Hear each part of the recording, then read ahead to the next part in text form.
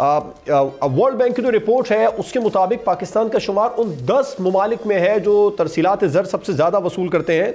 G D P کا بھی بڑا اہم حصہ ہے, جی ڈی پی میں بھی بڑا کلیدی کردار ادا کرتی ہے یہ جو ترسیلات ہیں.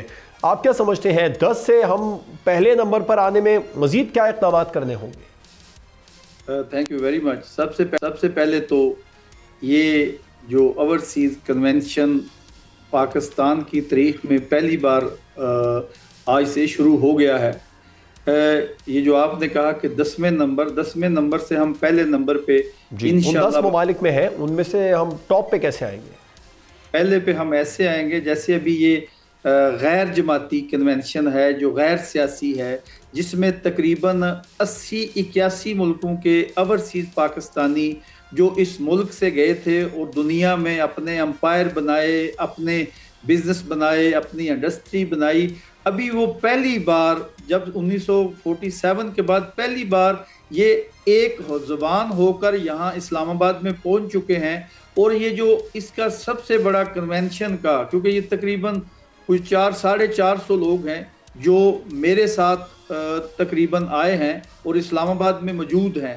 ان میں بڑے بڑے بزنس مین بھی ہیں, درمیانے بزنس مین بھی ہیں, اور ٹاپ کے لوگ وہ جو پاکستان سے محبت کرتے ہیں اور وہ پاکستان میں انویسٹمنٹ لے کے آنا چاہتے ہیں. اور اس کے پیچھے اس کنونشن کے اوپر پچھلے 2 مہینے سے میں تو لوگوں سے رابطے میں ہوں اور سب لوگوں کو یک زبان تھے کہ ہم نے پارٹیسپیٹ کرنا ہے, لیکن یہ سیاسی کنونشن نہ ہو.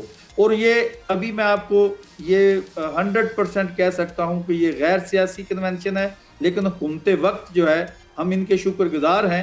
جو لوگ اپنی ٹکٹ لے کر آئے, اگر یہ ہمیں اکاموڈیشن نہ بھی دیتے تو ہم جو وہاں سے آ گئے ہیں وہ اپنی اکاموڈیشن کا بندوبست کر لیتے.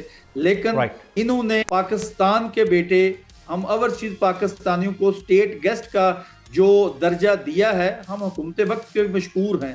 لیکن ابھی ایک چیز جو اس کنونشن کے ساتھ ہے وہ یہ ہے کہ اوورسیز میں یا سوشل میڈیا پہ ایک لابی کی جا رہی تھی, پاکستانی اوورسیز جو ہیں یہ اپنے ملک کے اور فوج پاکستان کے خلاف ہیں. لیکن یہ جو 1.25 کروڑ اوورسیز پاکستانیوں کی 81 ملکوں سے نمائندگی کرنے والے لوگ اسلام آباد پہنچے ہیں, ایک تو 5 سیکٹر میں اپنی انویسٹمنٹ کرنے کا پروگرام رکھتے ہیں. سبسکرائب کریں اور بیل دبائیں تاکہ کوئی خبر رہ نہ جائے.